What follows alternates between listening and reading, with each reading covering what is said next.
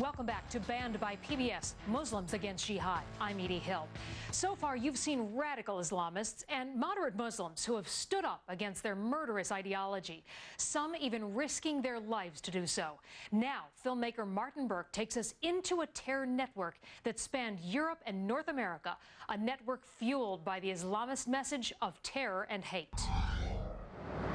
In the northern part of Copenhagen is the Islamic Cultural Center. It was to this center that a man named Abu Ahmed came, supposedly to help with the spiritual guidance of local Islamic boys. Several of those boys, he counseled, soon went on to create plans for violent terrorist acts in Europe, and soon courts in 4 different countries on 2 continents were hearing of the links among the boys who had learned from Abu Ahmed.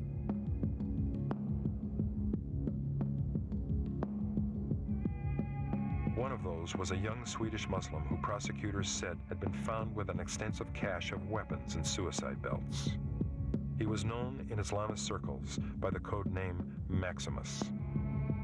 This homemade video released by the Bosnian court is reported to be Maximus and one of those arrested with him, actually training and making the bombs they were planning for use in Europe. It is their own version of a home movie. It was a plot that linked Maximus, who came from a small city in the middle of Sweden, to young Muslim men in Copenhagen, to Bosnia, and then to Atlanta, Georgia, and Washington, D.C., before going to London, England, and finally, Toronto, Canada.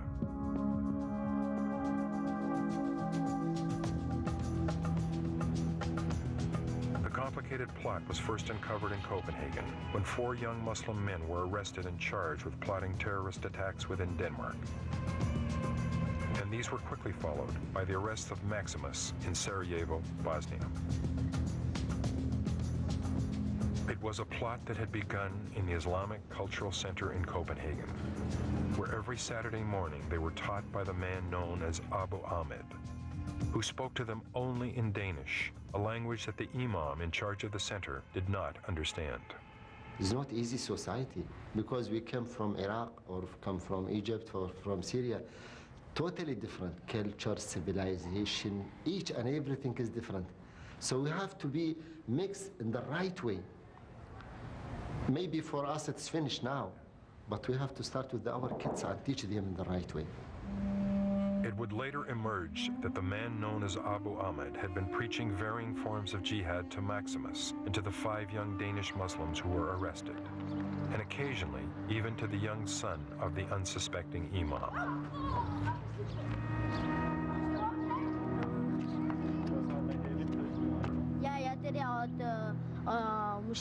Muslimer skal hjælpe muslimer og sådan nogle ting. Det var det, han sagde.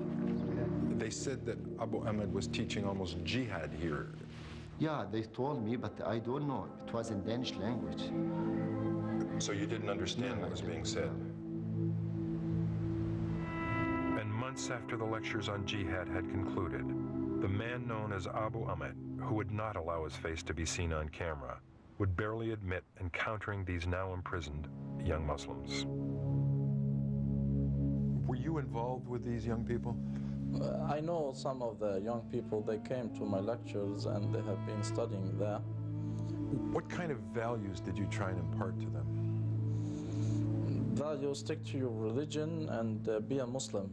Not be a Muslim as show your ID. Show your ID that you are a Muslim.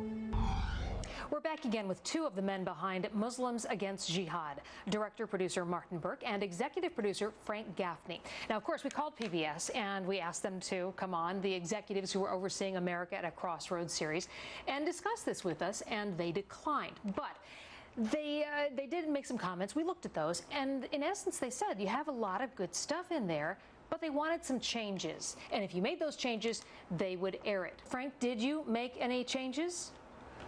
We did indeed. I think Martin lived through 6 months of very difficult editing and re-editing and re-editing in an effort, as he said, to try to accommodate changes. And by the way, Edie, there were some changes that we did integrate in where we thought they were reasonable, where we thought that they improved the storytelling. The place where we think we had to draw the line and did was where they wanted to change the story.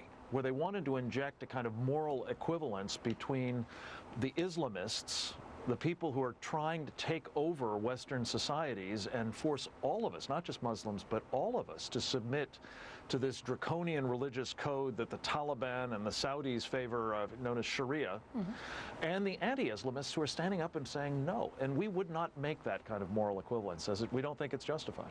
They kept on saying that we were being alarmist and extremist, and we tried to tone it down, and we talked to our team of journalists.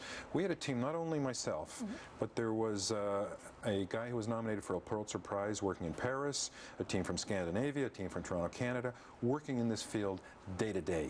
We polled these people and asked them, and we talked amongst ourselves, and the consensus was there was no pleasing this group at PBS.